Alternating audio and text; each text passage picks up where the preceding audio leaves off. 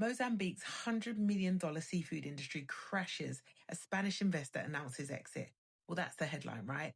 Novo Pescanova didn't even do a handover or a cleanup. They literally just packed up 26 vessels and walked after years of working that coast.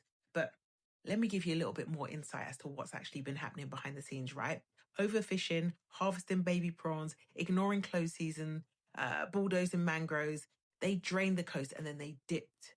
But let's keep it 100, right? If we only blame Spain, we're missing the full picture. Mozambique's fishery sector has struggled for years, right? Poor infrastructure, weak regulation, and illegal fishing that's drained coastal stocks. Licenses handed out anyhow, no real oversight, and foreign fleets didn't stop at Spain, right? Reports show that Chinese vessels were operating offshore too, often unmonitored, adding pressure to fragile ecosystems. And the damage goes deeper, right? The government once took $2 billion in secret loans, the so-called tuna bonds, meant to build up its fishing sector. Instead, the scandal triggered a debt crisis, sank investor trust, and left the currency exposed. And that's why people don't just worry about the actual collapse. They don't trust a rebuild either. But Mozambique isn't passive. It's part of the Indian Ocean Tuna Commission. It's got blue economy strategy, on paper at least, right? The plan's always been to replace foreign fleets and grow national capacity. But the reality, enforcement's still weak. The monitoring is underfunded. Small scale fishers are being squeezed out. And right now, coastal crews are stranded. No catch, no income, and no backup. The state needs to step in. Emergency cash, fuel support, food credits, something to keep them going whilst stocks recover.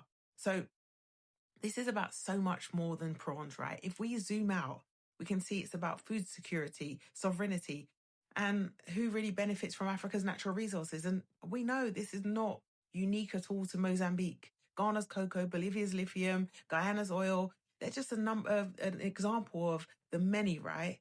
The playbook's the same. Foreign firms enter, they extract, they exit, and guess who's left picking up the pieces? I mean, the media called this a crisis, but maybe this is a clearing, an opportunity for locals. Even if they don't have the infrastructure today, maybe it's time to try, right? Senegal banned foreign trawlers in, I think it was 2011, 2012, rebuilt fish stocks and protected coastal livelihoods. Mozambique should study that playbook.